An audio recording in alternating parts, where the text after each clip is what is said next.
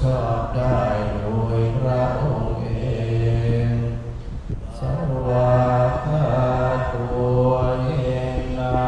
ภะคะวะตาธัมโมพระ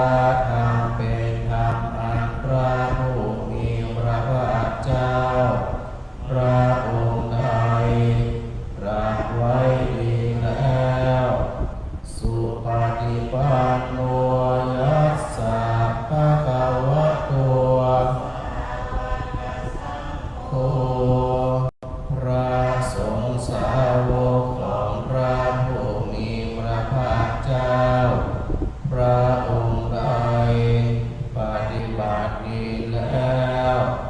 ตามมายังภะคะวันตังสัทธัมมังสัสสังฆังอิเมหิสักการเรหิยะถารังอารุอภิปัวชยามาข้าพเจ้าทั้งหลายขอบูชาอย่างยิ่งซึ่งพระผู้มีพระภาคเจ้าพระองค์นั้นพร้อมทั้งพระธรรมและพระสงฆ์ด้วยเครื่องสักการะทั้งหลายเหล่านี้อันยกขึ้นตามสมควรแล้วอย่างไรสาธุโนอันเตภะคะวาเนพุโตภิข้าแต่พระองค์ผู้เจริญพระผู้มีพระภาคเจ้าแม้ปรินิพพานนานแล้วทรงสร้างคุณอันสำเร็จประโยชน์ไว้แก่ข้าพเจ้าทั้งหลายปาจิมาชนะตานุกรรมปะมานาสาทรงมีพระหฤทัยอนุเคราะห์แก่ชุมชนผู้เกิดมาภายหลังอิเมสักการะทุกขตาปันนาการะอุเทปฏิทานหาตุขอพระผู้มีพระภาคเจ้าจงรับเครื่องสักการะของผลญาติทั้งหลายเหล่านี้อามาตังอิทะระตังอิตายะสุขายะเพื่อประโยชน์และความสุขแก่ข้าพเจ้าทั้งหลายตลอดกาลนานเทอญศรัทธาอยู่ที่บ้านนะครับฟังผ่านเฟซบุ๊กอยู่นะเปิดไปที่หน้า8นะหน้าที่8คำนมัสการพระรัตนตรัยเนิ่นอะระหังสัมมาสัมพุทโธภะคะวาพระผู้มีพระภาคเจ้าเป็นพระอรหันต์ดับเบิกกิเลสเลินทุกข์สิ้นเชิงตรัสรู้ชอบได้โดยพระองค์เองพุทธังภะคะวันตังอภิวาเทมิข้าพเจ้าขออภิวาทพระผู้มีพระภาคเจ้าผู้รู้ผู้ตื่นผู้เบิกบานสวากขาโตภะคะวะตาธัมโมพระธรรมเป็นธรรมที่พระผู้มีพระภาคเจ้าตรัสไว้ดีแล้วธัมมังนามัสสามิข้าพเจ้าขอนมัสการพระธรรมสุปฏิปันโนภะคะวะโตสาวกสังโฆพระสงฆ์สาวกของพระผู้มีพระภาคเจ้าปฏิบั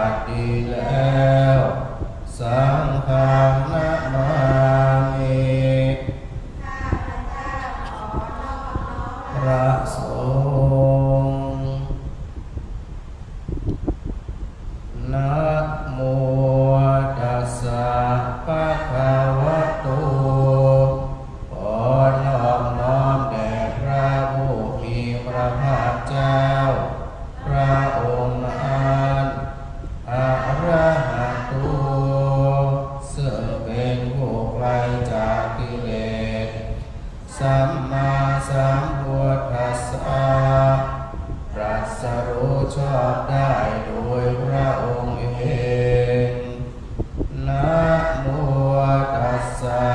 ภะคะวะโต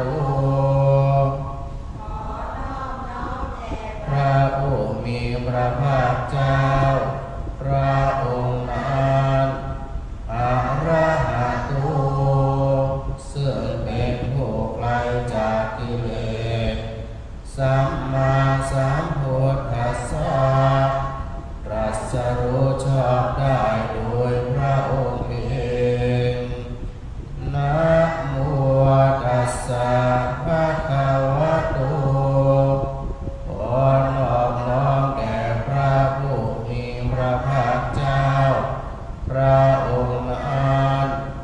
อะระหะโตซึ่งเป็นผู้ไกลจากกิเลสสัมมาสัมพุทธัสสะ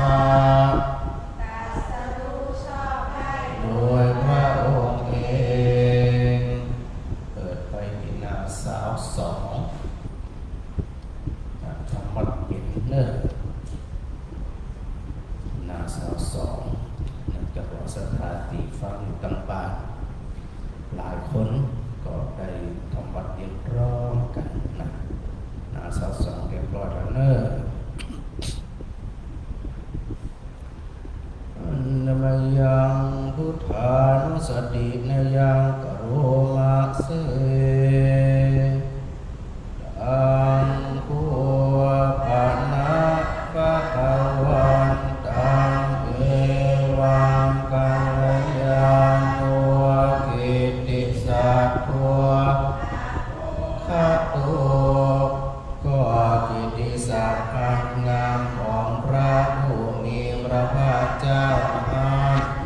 ได้ฟุ้งไปแล้วอย่างนี้ว่าอิติปิโสภะคะวาเพราะเหตุอย่างนี้อย่างนี้พระผู้มีพระภาคเจ้านั้นอะระหังเป็นผู้ไกลจากกิเลสสัมมาสัมพุทโธเป็นผู้ตรัสรู้ชอบได้โดยพระองค์เองวิชาจารณะสัมปันโนเป็นผู้ถึงพร้อมด้วยวิชาและจารณะสุขโตเป็นผู้ไปแล้วด้วยดีโลกาวิทูเป็นผู้รู้โลกอย่างแจ่มแจ้งปุริสธรรมสารถิเป็นผู้สามารถฝึกบุรุษที่สมควรฝึกได้อย่างไม่มีใครยิ่งกว่าสัทธาเทวมนุสสานังผู้สอนของเทวดาและมนุษย์ทั้งหลายพุทโธเป็นผู้รู้ผู้ตื่นผู้เบิกบานด้วยธรรมภะคะวะเตเป็นผู้มีความจำเริญจำแนกคำสั่งสอนสัตว์ดังนี้นะมยังพุทธาภิคีติงกโรมะเสพุทธวารังตาวรตาติคุณาภิยุตโตพระพุทธเจ้าประกอบด้วยคุณมีความประเสริฐแห่งอรหันตคุณเป็นต้นสุทธาภิญาณกรุณาหิสัมมาคตโต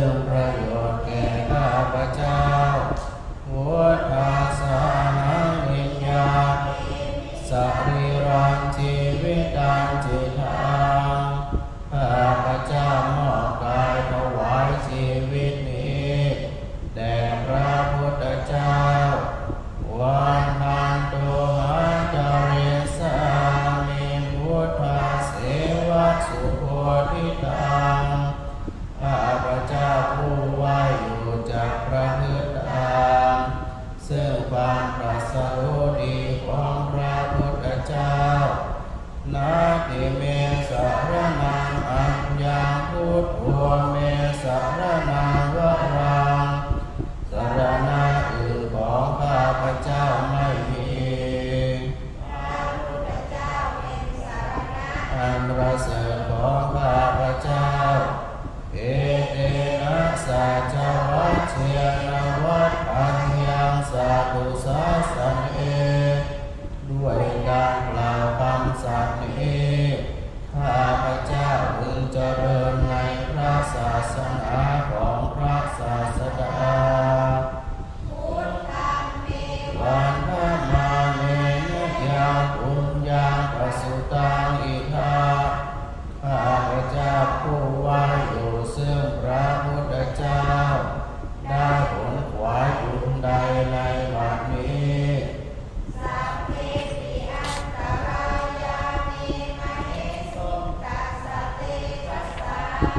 อันตรายทั้งปวงอย่าได้มีแก่ข้าพเจ้ากายนะวาจายวเจตสาวาด้วยกายก็ดีด้วยวาจาก็ดีด้วยใจก็ดีพุทเทภูกัมมังปะกตังยะยายังกระทำแล้วในพระพุทธเจ้าพุทโธปฏิฆานาตุอาจยันตัง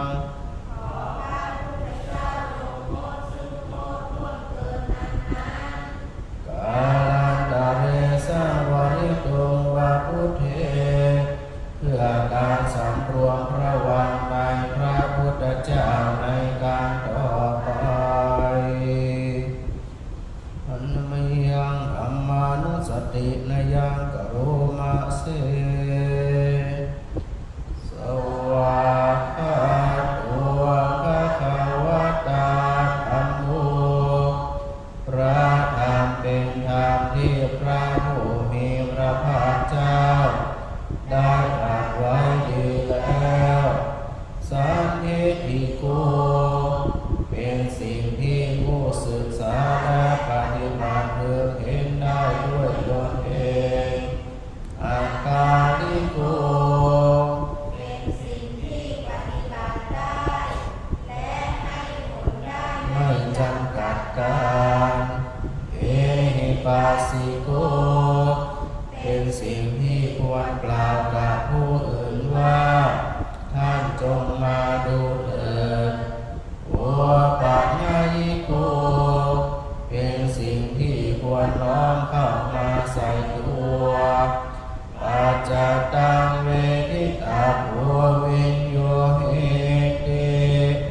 เป็นสิ่งที่ผู้รู้ก็รู้ได้เฉพาะตนดังนี้อันมยังธัมมาวิคิติงกโรมะเสสวากขาตาติคุณโยภวเสนาสายโยพระธรรมเป็นสิ่งที่ประเสริฐเพราะประกอบด้วยคุณคือความที่พระผู้มีพระภาคเจ้าโยมัคคะปาตาปาริยติวิโมกขเทโทเป็นธรรมอันจำแนกเป็นมรรคผลปริยัติและนิพพานธัมโมกุโลกัปปตนานัทธาริธาริเป็นธรรมทรงไว้ซึ่งผู้ทรงธรรมจากการตกไปสู่โลกที่ชั่ววันธรรมหันตมหารังวรธรรมเม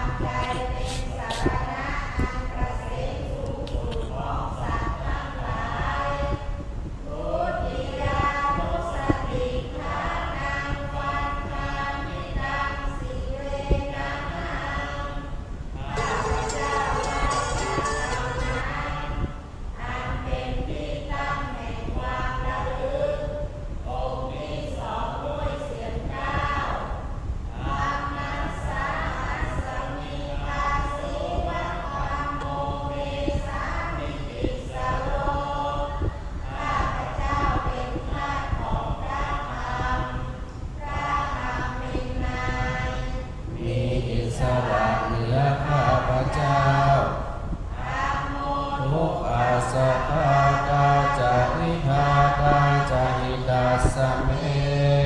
พระธรรมเป็นเครื่องกำจัดทุกข์และทรงไว้ซึ่งประโยชน์แก่ข้าพเจ้าธรรมังสาหังนิยาเมมิสัพพิรังชีวิตังจิตังข้าพเจ้ามอบกายถวายชีวิตนี้แด่พระธรรมสามิธรรมาเสวะสุธรรมตังข้าพเจ้าผู้ว่าอยู่จากประพฤติธรรมเป็นธรรมดีของพระธรรมนัตถิเมสารนังอัจยังธัมโมวรังสารณะอื่นของข้าพเจ้าไม่มีพระธรรมเป็นสารณะอันประเสริฐของข้าพเจ้าเอเตนะสัจวัชเชนะวัฏฐายังสัพพุสาสะเน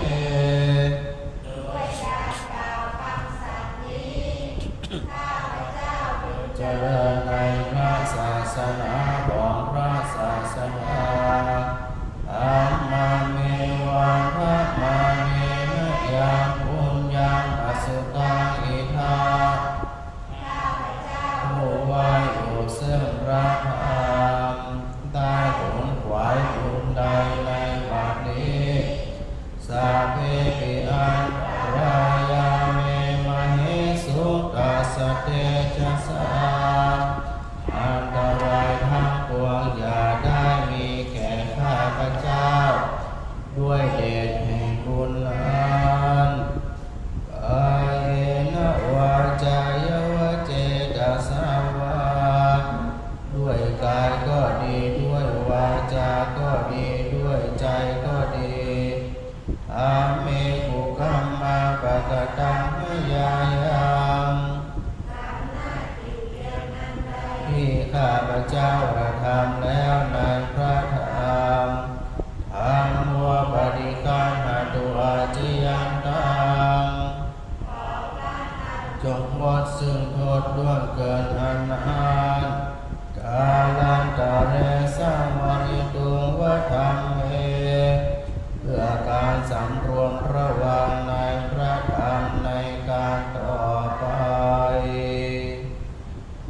มันนมยังสังขานุสตินยังกโรมะเสสุปฏิปันโนภะคะวะโตสาวกสังโฆสงฆ์สาวกของพระผู้มีพระภาคเจ้าผู้ใด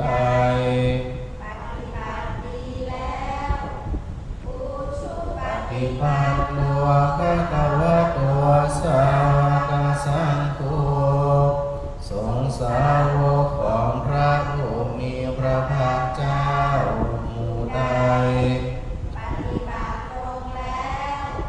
ยายะปฏิปันโนภะคะวะโตสาวกสังโฆสงฆ์สาวกของพระผู้มีพระภาคเจ้าหมู่ใด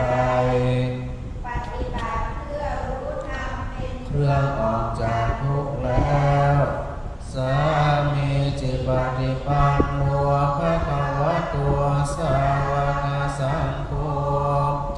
สงฆ์สาวกของพระผู้มีพระภาคเจ้าหมู่ใดปฏิบัติสมควรแล้ว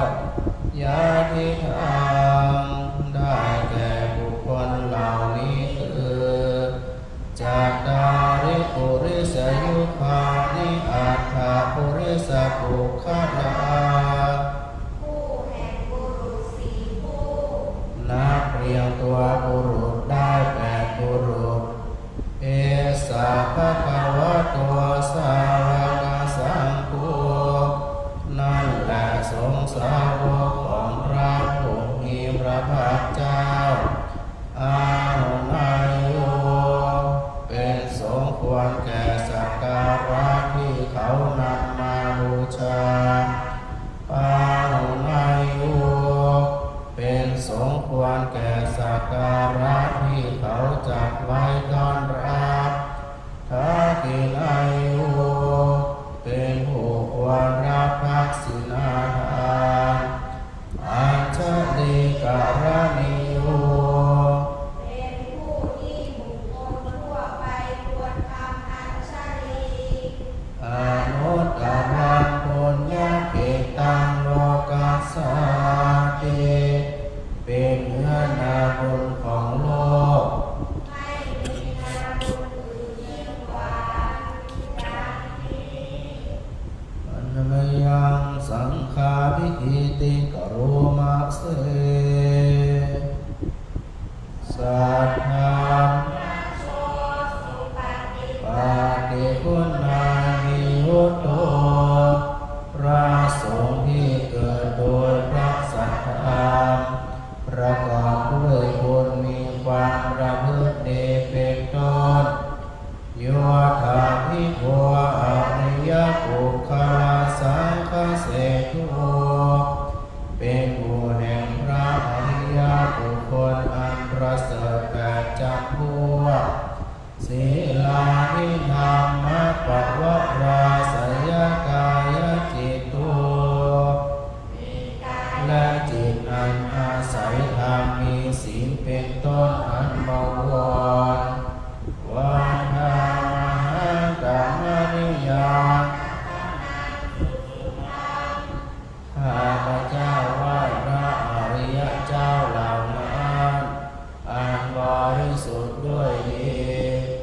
สังโฆโยสัพพปานินางสารนังเขมนุตตมังพระสงฆ์หมู่ใดเป็นสรณะอันเกษมสูงสุดของสัตว์ทั้งหลายพุทธโมสติทานังวันทาสิริยนังข้าพเจ้าไหว้พระสงฆ์นั้นอันเป็นที่ตั้งแห่งความระลึกองค์ที่สามด้วยเสียงกล้าสังฆาสหาสมิทาโสวาสังตัวเมสามิกิสะภูข้าพเจ้าเป็นทาสของพระสงฆ์พระสงฆ์เป็นนายมีอิสระเหนือข้าพเจ้าสังโฆทุกขัสสะทาตาวิหาตาใจตาสเมพระสงฆ์เป็นเครื่องกำจัดทุกข์และทรงไว้ซึ่งประโยชน์แก่ข้าพเจ้าสังฆาสาหังวิญญาณเอมิสัพพิรันชีวิตังจิตตังข้าพเจ้ามอบกายถวายชีวิตนี้แด่พระสงฆ์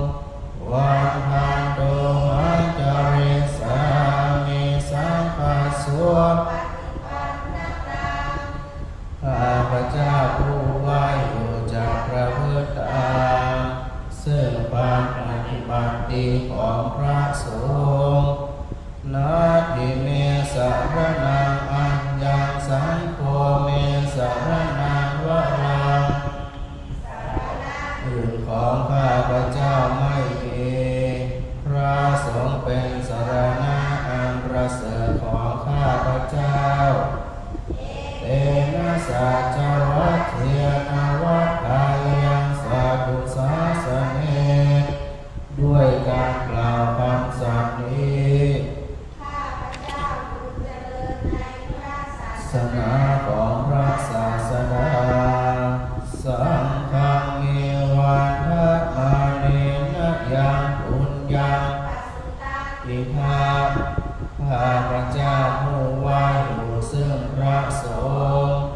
ได้ผลขวายบุญใดในบัดนี้สัพเพติอันตรายาเมวะเอสุตัสสะเดชะสาอย่าได้มีแก่ข้าพเจ้าด้วยเหตุแห่งบุญนั้นอาเยนะวาจายวเจตสาวาด้วยกายก็ดีด้วยวาจาก็ดีด้วยใจ ก็ดีสังเกตุกัมมังปะกตังหยายัง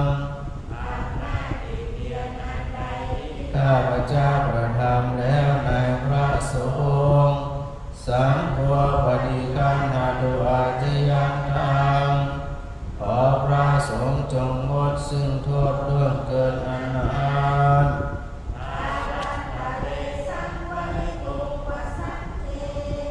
เพื่อการสำรวมระวังในพระสงฆ์ในการต่อไปนมยังอธิตาปัจจเวคณะปาทังพนามาเสอาชา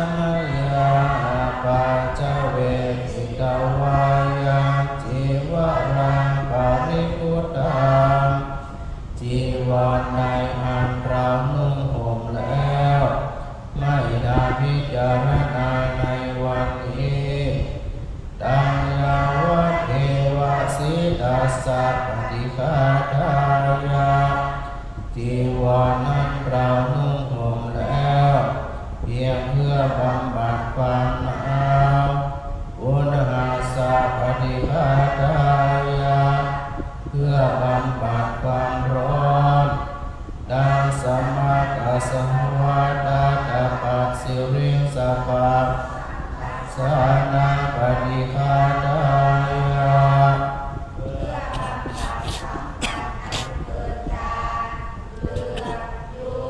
ลมแดดและสัตว์เลื้อยคลานทั้งหลายยาวะเทวะหิริโกตินาปฏิชาธนาธังและเพียงเพื่อปกปิดอวัยวะอาจให้เกิดความละอายอาชมยาปัจจเวกิตวายโยปิทัปปะตัวปริพุตโตได้อันเราฉันแล้วไม่นานพิจารณาในวันนี้โสเนวัฏวายาบิณฑบาตนั้นเราฉันแล้วไม่ใช่เป็นไปเพื่อความเพลิดเพลินสนุกสนานไม่ใช่เป็นไปเพื่อความเมามันเกิดกำลังพลังทางกายนามานานาญาไม่ใช่เป็นไปเพื่อประดับนาภิโภสนาญาไม่ใช่เป็นไปเพื่อตกแต่งยาวะเทวะอิมัสสกายสติติยาแต่ให้เป็นไปเพื่อความตั้งอยู่ได้ในกายนี้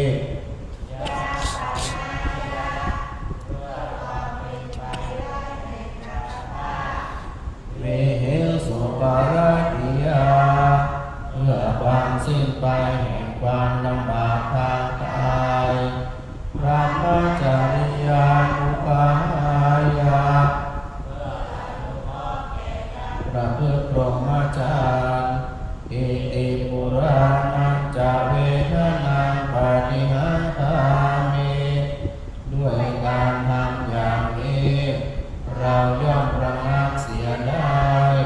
ซึ่งทุกขเวทนาเก่าคือความหิวนาวันจาเวทนานาอุปาเทสามิและไม่ทำทุกขเวทนาใหม่ให้เกิดขึ้นภวิสติอนาวัชตาจะพาสุวิหารโรจาติอันอื่นความเป็นไปโดยสะดวกแห่งอัตภาพนี้ด้วยความเป็นผู้หาโทษไม่ได้ด้วยและความเป็นอยู่อย่างผาสุกด้วยจะมีแก่เราดังนี้อาชมยาปัจจเวกิตวายังจีวรังปริพุตตังเสนาสนะใดอันเราใช้สอยแล้ว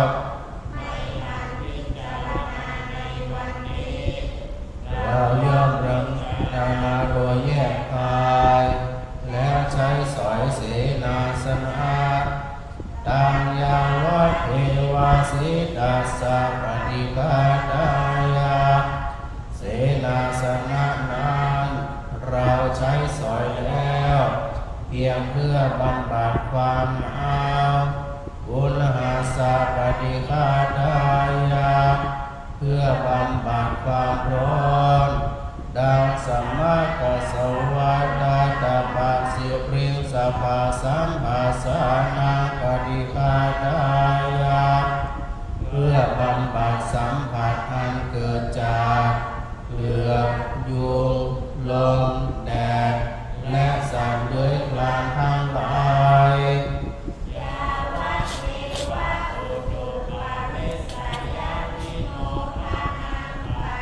สัลลานารามาทังเพียงเพื่อบรรเทาอันตรายอันจะพึงมีจากดินฟ้าอากาศและเพื่อความเป็นผู้ยินดีอยู่ได้ในที่หลีกเร้นสำหรับภาวันอาชมยาอาปาจเวคิตวายโยกิลานาปัจจยะชาปริคารุปริพุตโตเปสัพบริขารใดอันเราบริโภคแล้วไม่ทานพิจารณาในวันนี้สวยาวะเทวะอุปันนานาวยานานาเวทนานาปฏิฆาตายาคิลานาเภสัชบริขารนั้นเราบริโภคแล้วเพียงเพื่อบำบัดทุกขเวทนาอันบังเกิดขึ้นแล้วมีอาพาธต่างๆเป็นมูล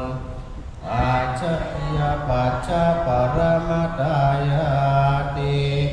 เพื่อความเป็นผู้ไม่มีโรคเบียดเบียนเป็นอย่างยิ่งดังนี้เปิดไปนะเปิด106ขอไป104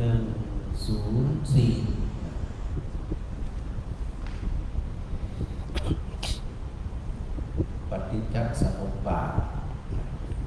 เป็นบทที่พระพุทธเจ้าทรงตรัสถึงเรื่องที่เกิดขึ้นว่ามันมีเหตุมันมีที่มาที่ไป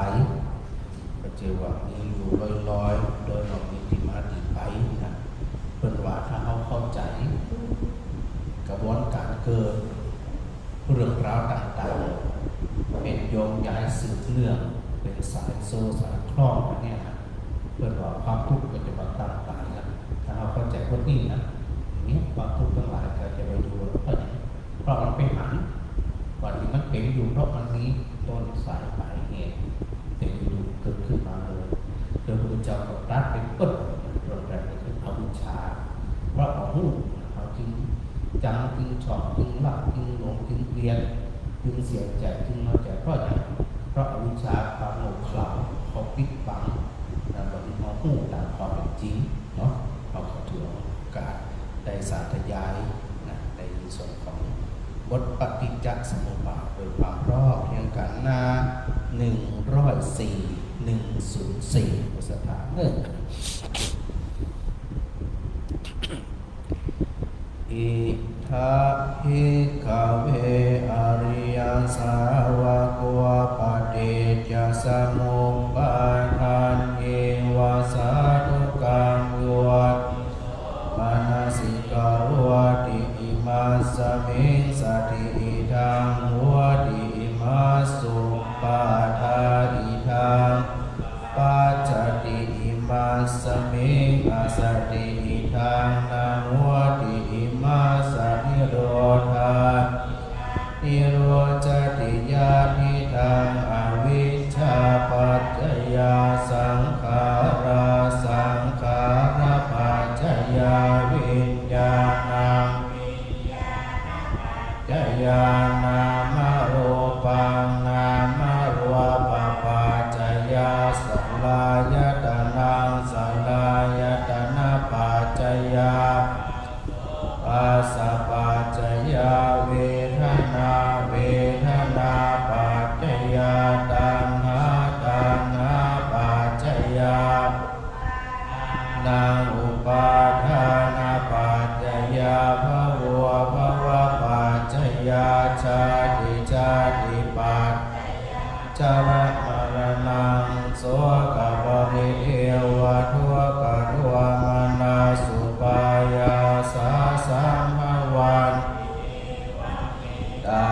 เกวลาสะทุกขาขันธาสะสมุทัยโย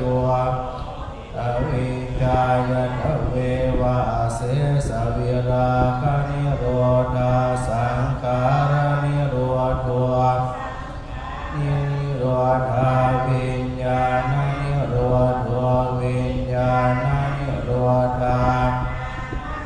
ปานิโรธนามโรปานิโรธาสลายตนะนิโรธสลายตนะนิโรธาปัสสนิโรธสนิโรธาเวทนานิโรธเวทนานิโรธานิโรธาอุปาทานนิโรธอุปาทานนิโรธาภวนิโรธอาชาตินิโรธชาตินิโรธาชรามรณะโสกปริเทวทุกขโทปายาสานิโรชันติเอวเมตาสเกวลาสะทุกขาขันธาตัวโหติเอาดูนี่ตรงปลายนี่เนาะชรามรณะโสกปริเทวทุกขโทมนัสผมเอาตรงทางที่อีว่าความแก่ความเจ็บความตายความเศร้าโศกความรำไรรำพันทุกข์กายทุกข์ใจความแห่งภาคแห่งใจเนี่ยมันเกิดมาจากอย่างนะความแก่ความเจ็บความตายความโศกความรำไรรำพันความทุกข์กายทุกข์ใจแล้วก็ความแห้งผากใจคือใจมันชุ่มชื้นเนี่ยปัญหามาเกิดมาจากไหนถ้าเขาย้อนไปเนี่ยบอกว่าอย่างชาติปัจจยาชรามรณะหมายความว่าจึงแก่จึงเจ็บจึงตายทั้งอย่างที่ว่าทุกทั้งนั้นเนี่ยมันเกิดมาจากชาติปัจจยานี้การเกิดเป็นปัจจัยถ้าแบบนี้เกิดความแก่ความเจ็บความตายความเศร้าโศกสิ่งต่างๆจะบอกเกิดขึ้นเป็นอันขาดมันเกิดขึ้นเพราะอย่างเพราะมันมีการเกิดต่อไปแหมย้อนถอยไปแหมมีอะไรอย่างเพราะอะไรอย่างจึงเกิด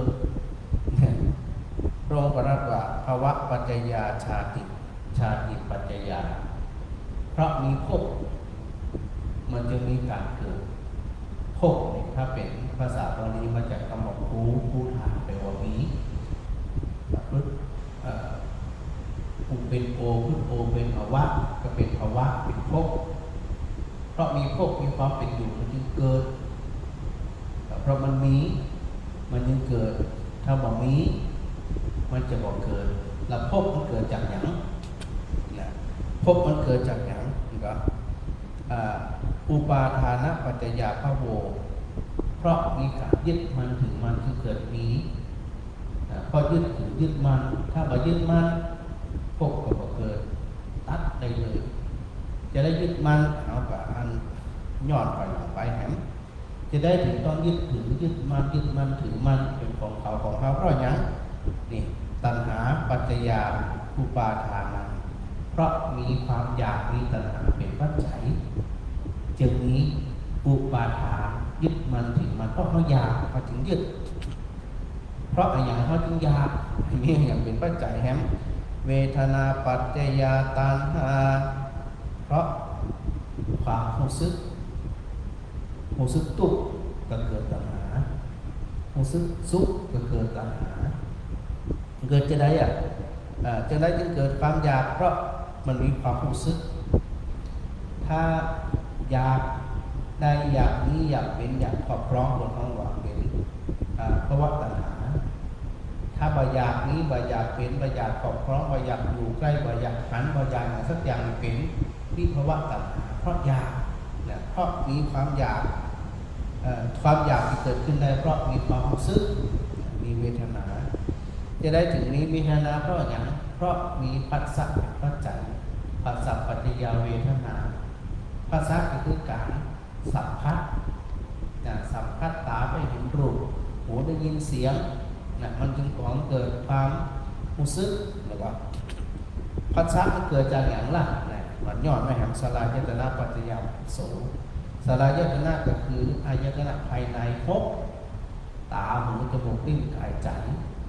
ไปภาษาไปสัมผัสกับอายตนะภายนอกก็คือรูปเสียงกลิ่นรสสัมผัส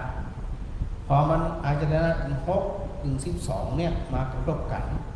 เป็นภาษาเนี่ยนะเพราะมันกระทบกันจึงเกิดภาษาสลายตนะนี้อย่างเป็นปัจจัยต้นนามรูปปัจจยาสลายตนะเพราะมีนามมีรูปมีนามเพราะมีนามมีรูปนะก็คือสัมผัสใดรูป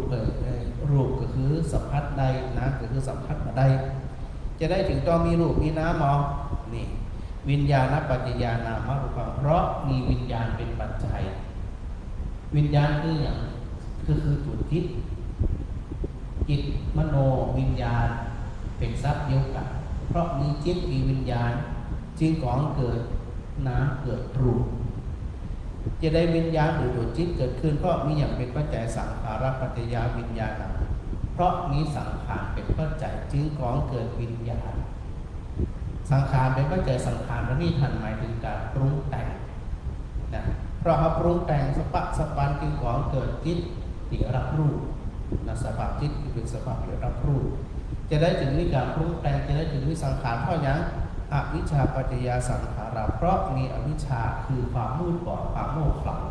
เพราะไม่รู้จึงปรุงแต่งขึ้นนี่ขอยอดของเขาเนี่ยครับตามที่พระพุทธเจ้าได้ทรงพิจารณาในตรงพระสิทธาโธนั่นนะนั่นเวลาเขาไหลเรียงไปตามลำดับแห่งก็คืออวิชชาเป็นปัจจัยของการปรุงแต่งเขาบอกหูเขาจึงปรุงแต่งคิดไปเรื่อยเช่นเขาคนที่เขาประชอบก็คนที่เขาประชอบไปอู้เขาไผ่เขาก็เข้าใจว่าเขานินทาเขาถึงหวังเขาเป็นจริงหูเขาหูเพราะเขาบอกหูมันจึงปรุงแต่งขึ้นมาสร้างเรื่องสร้างเราขึ้นมาเนี่ยมันเอาไปนินทาละมันหวังเขาหันนี้ละนะเพราะโง่ไงโง่เขาอาจจะอู้เรื่องอื่นเกี่ยวกับเขานะเพราะการปรุงแต่งจึงมีการหักพูดก็คือตัววิญญาณหักพูดทันทีตัวจิตไปสอดรับจะได้ถึงมีวิญญาณตัวสอดรับตัวรับรูปจึงเกิดสร้างรูปสร้างนามเป็นตัวเป็นตนมีรูปเวทนาสัญญาสังขารวิญญาณปรุงแต่งเข้ามาครบครันบริบูรณ์มีถึงนามถึงรูปพอมีถึงนามถึงรูปก็มีสายลายตนะอายตนะภายในครับอายตนะภายนอกพกเนี่ยมารบกันกองเกิดอย่างพัสสะสัมผัสกันมาได้กองเกิดความรู้สึกละเวทนาชอบว่าชอบเนี่ยมันโดยเกิดเป็นสายโซ่ด้วยสถานะนั่นเขาจะสังเกตว่าเมื่อเกิดความรู้สึกมันจะเกิดความอยากพอมีเวทนาที่กองเกิดตัณหาจะได้มันนึกอยากเพราะมันมีความหูซึกอย่างที่พระอาจารย์พูดเมื่อกี้ว่าเพราะเขาชอบเขาหักเขาหลงเขาต้องการเขาครอบครองมันเกิดตัณหาเกิดก็คือตัวอยากได้อย่างนี้อยากเป็นอยากครอบครองถ้าเป็นทุกขเวทนาอยากนี้อยากเป็นอยากครอบครอง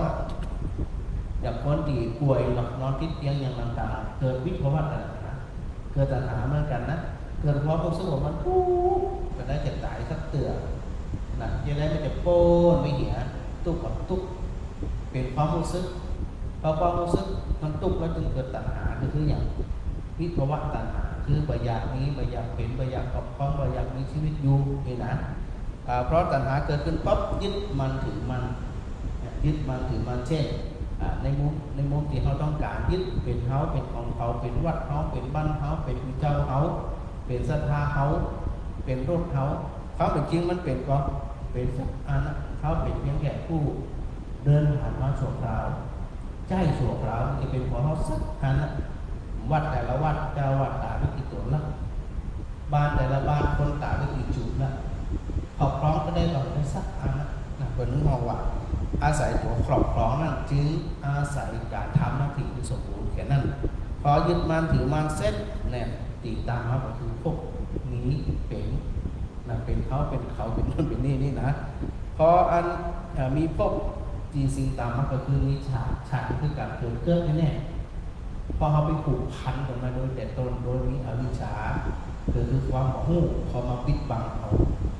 บางทีจ้างกันหิ้ตายทะเลาะหิ้ตายหารู้ไหมว่าตัวเขาเองเนี่ยก็จะต้องจากไปอยู่ในบ่อ100 ปีจะได้ถึงจังเพราะเขาบ่ฮู้ความจริงเขาก็คือเขาก็คือเขาเกิดคนเดียวตายคนเดียวอันนี้ผมเคยคิดสักเตือเอามาแก้ใจอย่างนั้นจะเอาคืนทับได้จะต้องด่าทับได้หาคำด่านิดสักวันแล้วนี่นะเพราะอะไรเพราะคือชามันปีเกี่ยวกับมันพูดเหมือนคนตาบอดคนตาบอดมันจะยักสักปักเนี่ยได้ยังไงเพราะตัวเองพอประหารเหมือนกันที่หมู่เขาทั้งหลายกับป้ากันชอบกันจังการแจ้งกันทะเลาะกันแต่เพราะเริ่มต้นจากตัววิชาพอมันเกิดขึ้นมาปั๊บชาติเกิดขึ้นมาเมื่อใดชารามรณะความแก่ความเจ็บความตายจะได้ถึงมีในเมื่อมีการเกิดก็มีความเศร้าโศกเสียใจมีทุกข์กายทุกข์ใจความประสมหวังความผิดหวังความแห้งผากของชีวิตมันจึงเกิดขึ้นอย่างแน่ๆแล้วพระพุทธเจ้าจึงว่าคือศึกษาเรียนรู้สิ่งทั้งหลายเหล่านี้วิธีการที่ได้เขาก็มาดูวรรคที่สองอวิชชาปฏิอวิชชายัตเววะอาเสสวิราคะนิโรธาหมายความว่าจะได้หมายความว่าถ้าเขาสามารถนิโรธาหรือว่านิโรธคือการดับถ้าเขาดับราคะโดยบ่มีส่วนเหลือเลย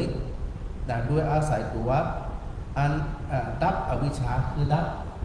ความมืดบอดมันเหมือนครับเมื่อคืนนี้จะได้ถึงมืดเพราะเอาเปิดไฟเมื่อใดก็ตามเขารับไฟความมืดจะมาควบคุมปัญญากับความบ่ฮู้มันเป็นปฏิบัติต่อกันถ้าเข้าใจความมืดบอดของใจก็จะเกิดถ้าเมื่อใดเขาบ่ฮู้จิตใจสว่างสวัยสักอย่างความมืดบอดของสติปัญญาก็จะเกิดขึ้นอยู่กับว่าไผ่เนี่ยมีกำลังหนักกว่ากันปิดไฟแน่นอนที่สุดมันมีแสงความมืดก็จะมีมากกว่าแต่ถ้ามีแสงสว่างกว่านี้พระเจ้าตรัสถึงในเรื่องของปัญญามีปัญญาเมื่อใดมีความเข้าใจเมื่อใดความสว่างสวยเกิดขึ้นเมื่อนั้นและนั่นพอเขาไปสวดมนต์ตะกี้เนาะเดี๋ยวก็จะย่อไปหาสักน้อยหนึ่งอันนี้ศรัทธาเลยพอเดี๋ยวเขาสวดถึงวันสวดอย่างบอกเข้าใจอย่างนั้นใครที่ศรัทธาเปิดไปก่อนสาวห้าศรัทธาเปิดสำหรับเรา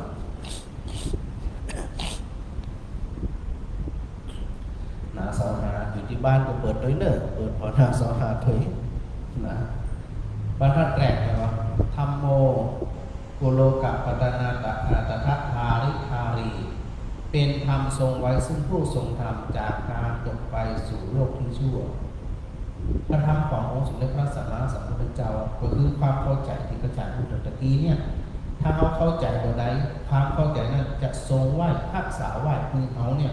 บัดตกไปในสู่ความชั่วบัดตกไปสู่ของความทุรนทุรายอย่างแน่นอนวันธรรมะหันตามะหารังวะระธรรมะเมตังข้าพเจ้าไหว้พระธรรมอันประเสริฐนั้นอันเป็นเครื่องกระจายเสียซึ่งความมืดนะครับก็คือตัววิชาคือตัวปัญญาคือตัวสว่างสวยจะสว่างสวยได้ก็ต้องอย่างมีธรรมเข้าใจธรรมพอเขามีธรรมมีความเข้าใจธรรมเนี่ยเขาท่านทั้งหลายเนี่ยก็จะได้ชื่อว่าเป็นผู้ที่ได้เดินตามไปโดยที่ว่าต้องไปเสี่ยงอย่างลงมาแห่งธรรมโมทุกขสัจคาตาจักวิทาตาจักอิตัสเมพระธรรมเป็นเครื่องกำจัดทุกข์เมื่อได้ประดาในความมีทุกข์มีตุกข์มีความมีตุกข์กังวลมีความสมองแสดงว่าความเข้าใจธรรมตอนนั้นเนี่ยเขาบอกนี้ละเขาขาดสติเขาบอกเข้าใจเขาจึงตุกข์คนที่เปิดเข้าใจธรรมนี่เปิดไปที่ตุกข์เปิดมองเห็นเฉยๆอย่างพระอรหันต์นี่เปิดถูกด่าก็ถูกพระเจ้าถูกด่าก็ถูกผู้ก็เป็นกำดาผู้แต่ว่าเก็บเข้ามาในใจขัดและความตุกใจดีเลยก็จะว่าตุกเฉยๆคนด่ากระดาษใบด่าตายคำตีเขาสนใจนะเพราะเขาบอกไปเอามาซึมซับไปอยู่ในใจเขา ดังนั้นเนี่ยศรัทธาทั้งหลายเวลาเขาสวดมนต์ถือพระจันทร์ฟ้าศรัทธาใดแปลตัวเนี่ยนะแปลตัวอย่างตัวเข้าใจผ่องเข้าใจผ่องเป็นหยังพระจันทร์ขึ้นใดวันใดสะดุดตีไหนตั้งใดเนี่ยพระจันทร์ก็จะนำเรื่องราวนั่นเนี่ยมาบอกมากล่าวให้เขาท่านทั้งหลายนั่นได้ป้าเข้าใจได้ดึงตัวสมาธิศรัทธาวันนี้กี่คนนะ7 คนวันนี้นะ7 คนแต่เสียงมันเป็นซาวนะเสียงชัดเสียงฟังชัดนะอันนี้ได้ทำการชื่นชมตัวสมาธิเขาเกิดแล้วตัวสมาธินี่เกิดทันทีเพราะเราจิตใจขึ้นเลยครับหนังสือจิตใจแจ่มใสเบิกบานแน่นอนความคุณความมองใจจะมาเกิดขึ้นเพราะเรามีสมาธิอยู่ครับหนังสือบุญเกิดขึ้นทันทีแต่หลวงพ่อสอนผู้ความเข้าใจเขาต้องเข้าใจในหลักธรรมหนักกองน้อยกองพอเกิดซื้อสับไปก่อยสะสมไปวันใดก็วันหนึ่งนะเขาจะเป็นผู้ดีเพราะว่า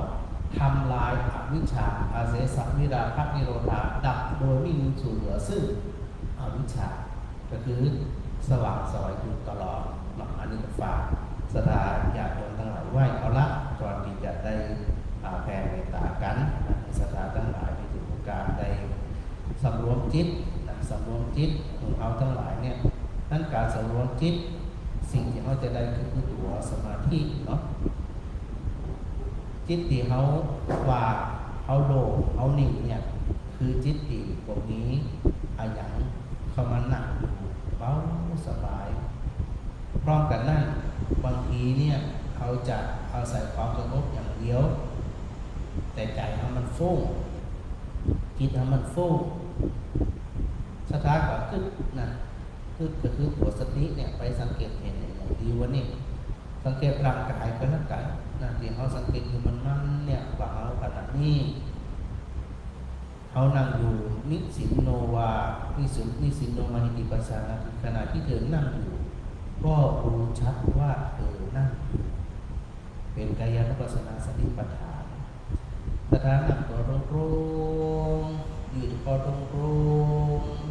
ๆพอยืดตรงแล้วมาสำรวจกายตัวเก่าว่า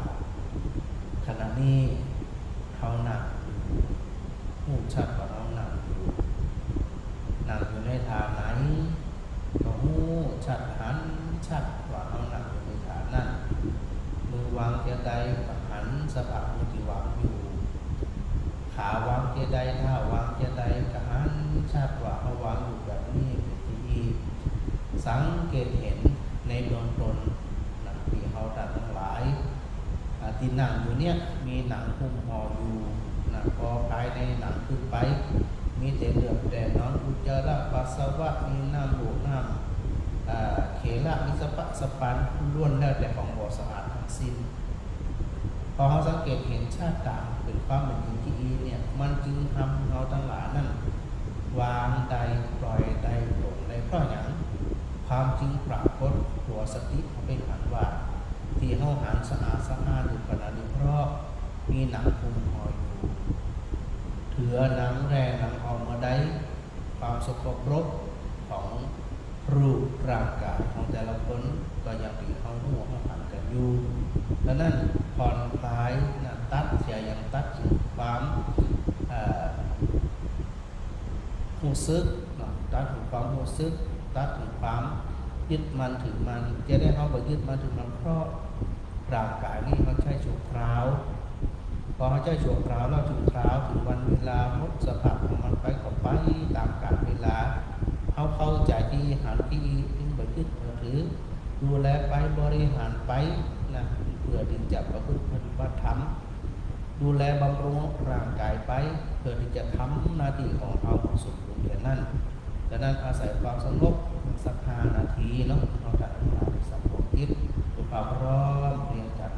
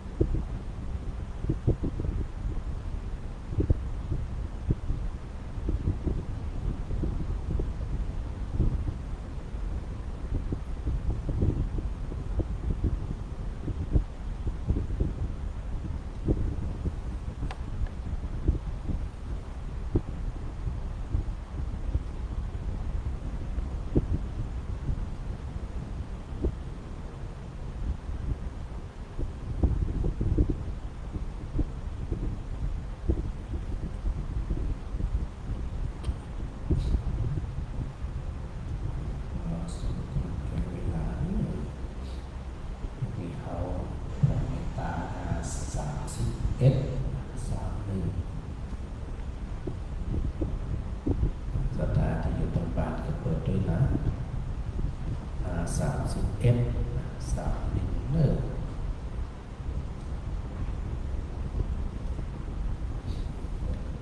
ภาษาบาลีและภาษาไทย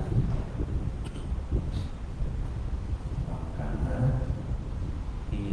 มินาปุญญากรรมเมนะ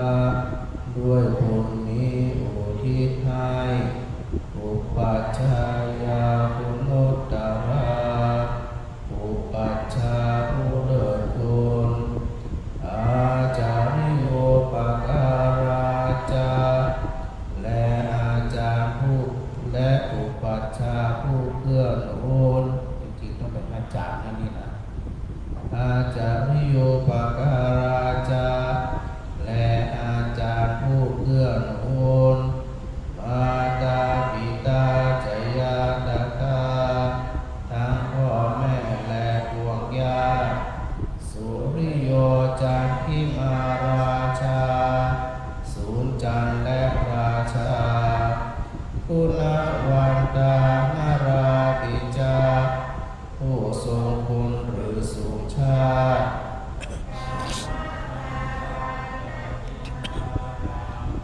เรามันและอินทราช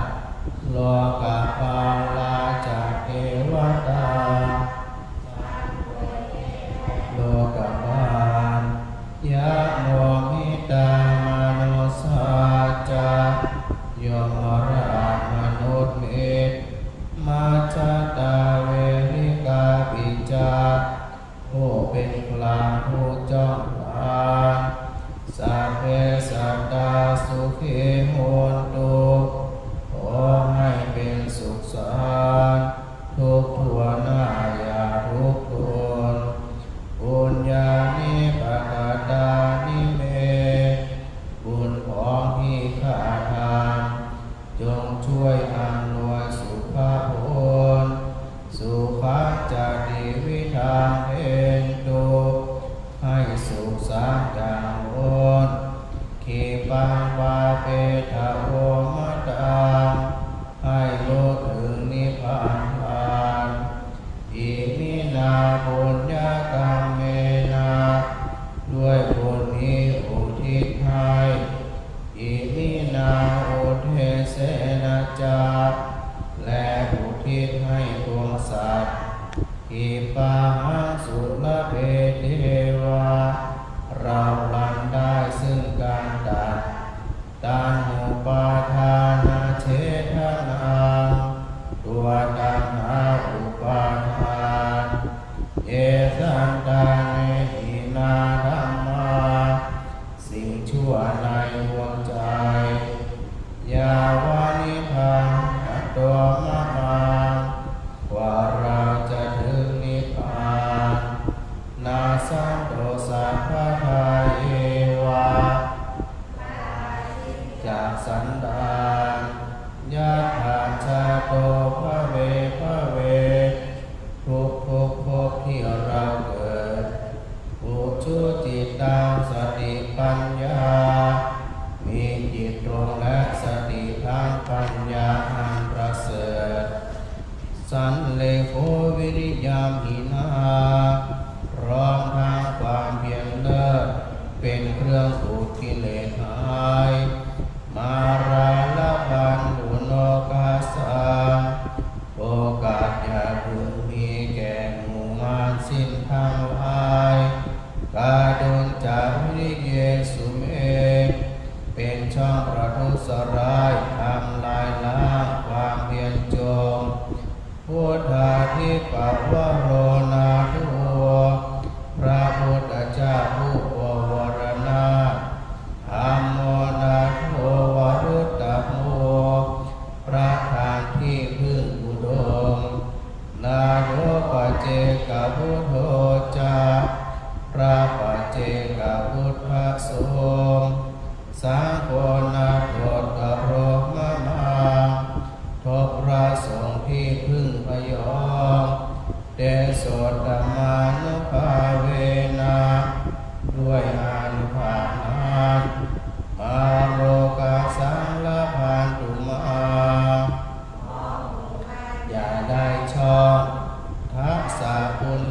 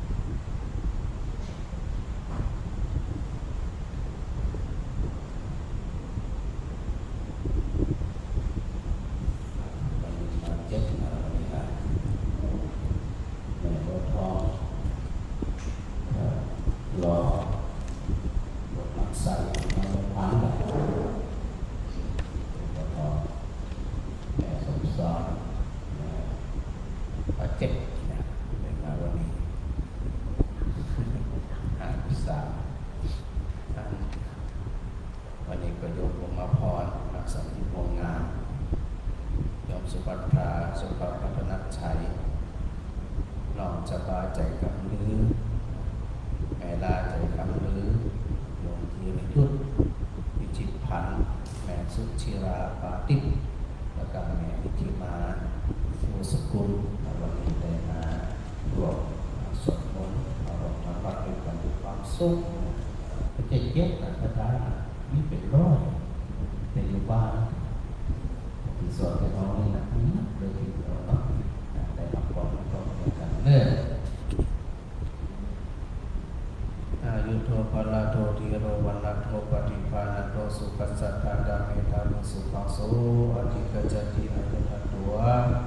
พลังวานังสุขัญจปฏิปานาโตทีอายุดัสวะโหติยันตะเยตุปปัจจติทิภวะอุสัพพมังคลังรักขันตุสัพพะเทวดาสัพพะพุทธานุภาเวนะสัพพะธัมมานุภาเวนะสัพพะสังฆานุภาเวนะสัทธาโสธีภวันตุเตหลักต่อกันเด้ออะระหังสัมมาสัมพุทโธภะคะวาพุทธังภะคะวันตังอะภิวาเทมิวะคะโตภะคะวะตาธัมโมธัมมังนามัสสามิสุปฏิปันโนภะคะวะโตสังฆังนะมามิขอบุญกับบุญจุบุญพักษาบุญคุ้มครอง